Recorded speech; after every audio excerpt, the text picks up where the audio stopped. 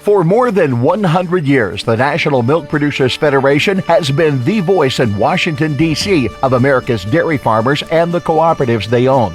On issues including food safety, animal health, international trade, and dairy economics, the National Milk Producers Federation is recognized for its effective advocacy and vital role in shaping farm policy. NMPF connects cows, cooperatives, Capitol Hill, and consumers. Learn more at nmpf.org.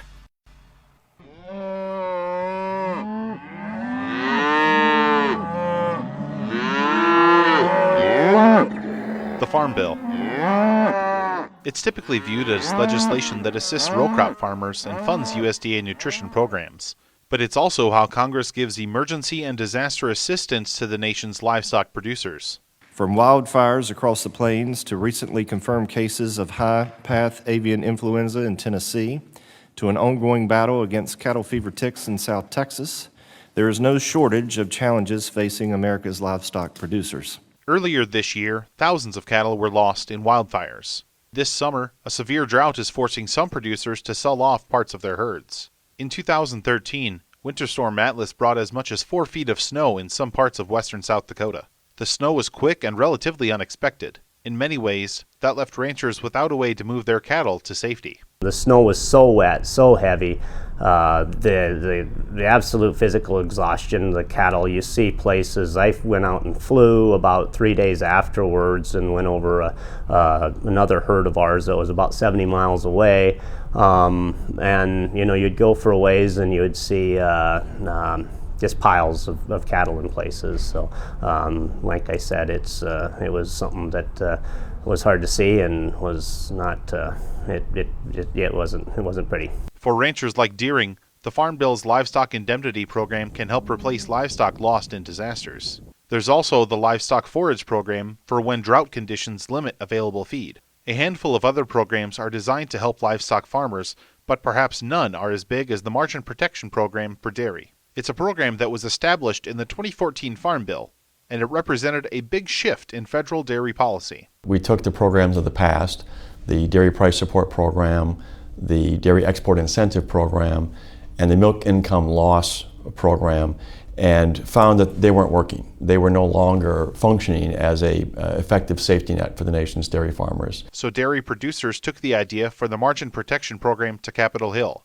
There, they hit a bit of a snag at the Congressional Budget Office. So the margin program is, again, based on what is the milk price, and that calculation is the USDA all milk price, kind of the average of milk prices received by producers across the country, and then what is the cost of feeding the dairy cow.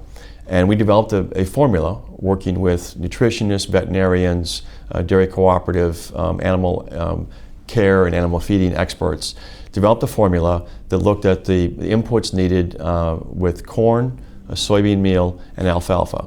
And that index was used, proposed in the Farm Bill.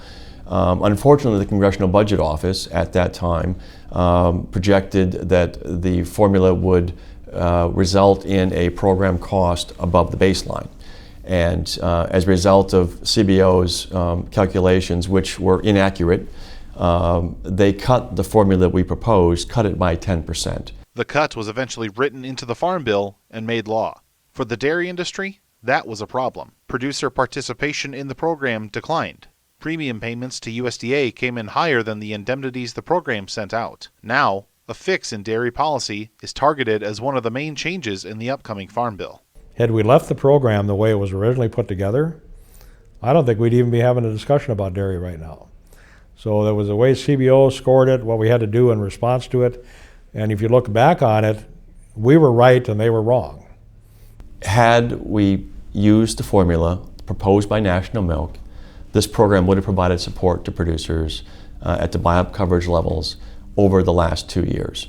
There are some other tweaks to the program that, looking now at, with the experience of the last couple of years, issues that we had actually proposed to the process but got changed. One of them, and they're more technical, detailed issues, but it's the source of the data used to calculate how USDA reports the corn price and the soybean meal price.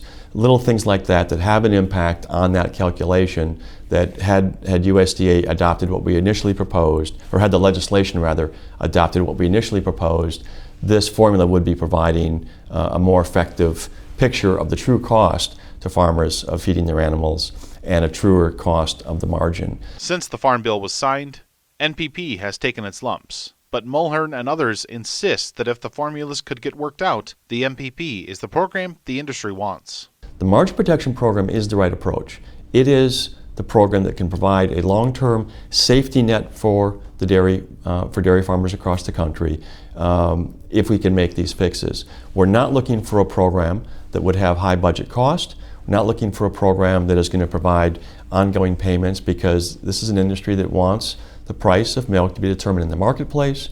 And what we're looking for is a program that, because of the volatility in milk prices, when we hit those periods on the roller coaster ride, when we hit those periods where you're losing money milking cows, we need a program that can put a floor under that, under operations. And that's really what this program is designed to do.